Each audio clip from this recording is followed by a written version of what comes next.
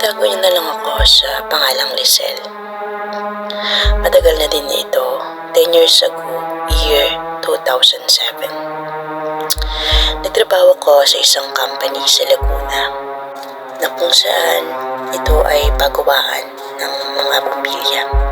Minsan night shift ako or minsan ay morning shift. Nagsisimula ang araw ko miswaray na gumigising ako ng 5 a.m. ng madaling araw at umaalis ako ng 6:30 ng umaga.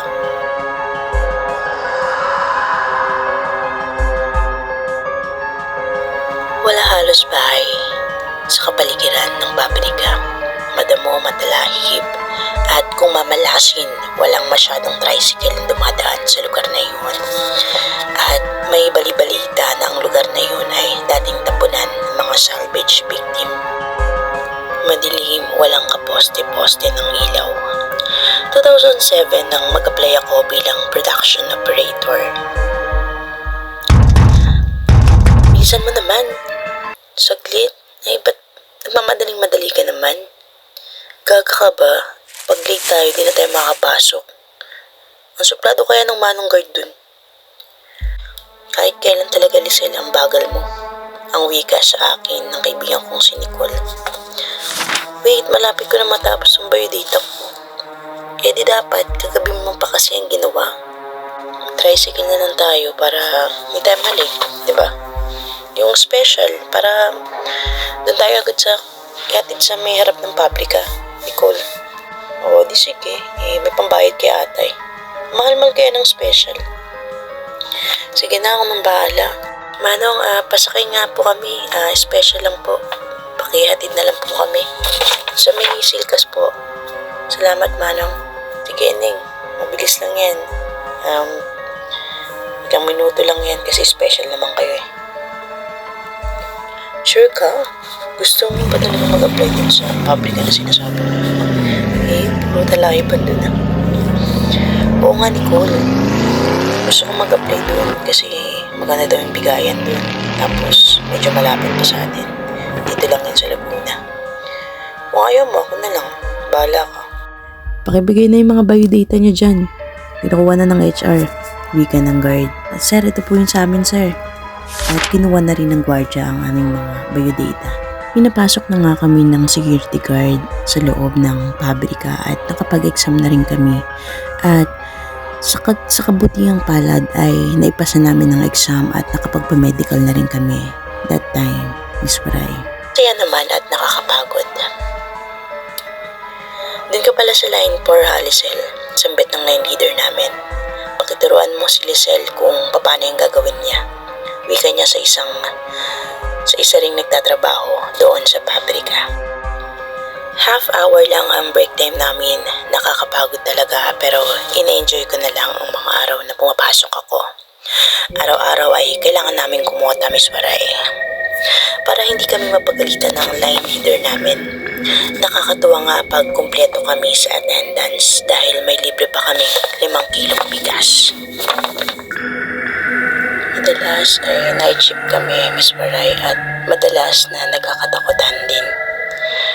Minsan na pag-usapan nga namin ng mga co-work ko noon ay may nagpapakita nga daw madalas sa lugar na yon.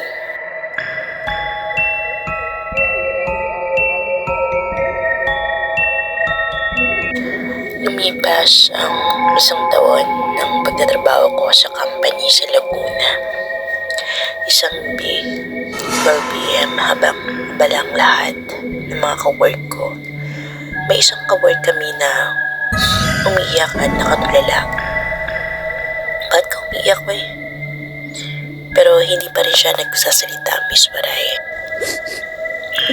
Meron daw nagpakita sa kanya sa may bandang CR. Kinabahan kami dahil ang tagal niyang hindi nagsasalita. Baka kung ano na ang nangyari sa kanya.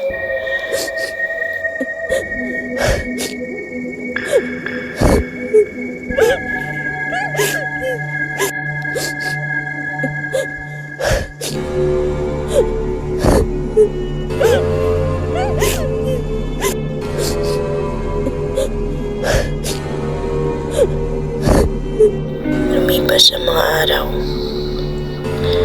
Lisel, nakakatakot no. Yung hindi mo man nabalitaan na may nakitang patay na sanggol na sa kubeta ng isang araw. Nakakabit pa nga yung puso eh. Talaga ba? Nagsisimula na nga akong maniwala sa kwento tungkol sa pabrika na pinapasukan ko, Miss Waray.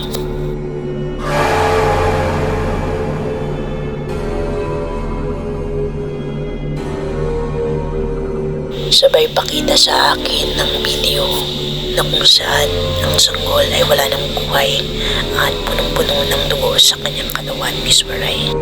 Nalaman agad yun ng may-ari ng company nung araw na yun na may nakita sa patay na sanggol sa loob ng kubeta. Nilibing pala ito ng mag-asawang Chinese sa bakuran ng pabrika dahil hindi nalaman kung sino ang babaeng nag-iwan sa kanyang walang buhay na sanggol, Miss Waray.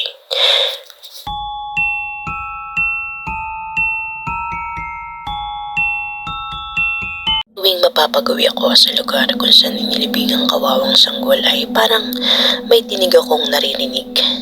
Nakakakilabot dahil mas madalas akong night shift. 4 years din ako doon, Miss Waray. Totoo nga ang mga kwento doon na hindi lang haka-haka. Hanggang dito na lang, Miss Waray. Maraming salamat. Bago ang lahat, gusto ko magpasalamat sa aking mga tagapakinig. Huwag niyo pong kalimutang mag-like and subscribe, comment sa aking YouTube channel. Maraming kababalaghan sa mundo na hindi may paliwanag, pero minsan ay mga tao rin ang gumagawa ng tunay na hiwaga sa ating buhay. Maraming salamat sa iyo, Lisel, sa pagbabahagi ng iyong kwentong katatakutan at base sa tunay na buhay. Sa mga gustong sumulat sa aking YouTube channel upang may bahagi ang mga kwentong katatakutan, kababalaghan, or pag-ibig sa tunay na buhay.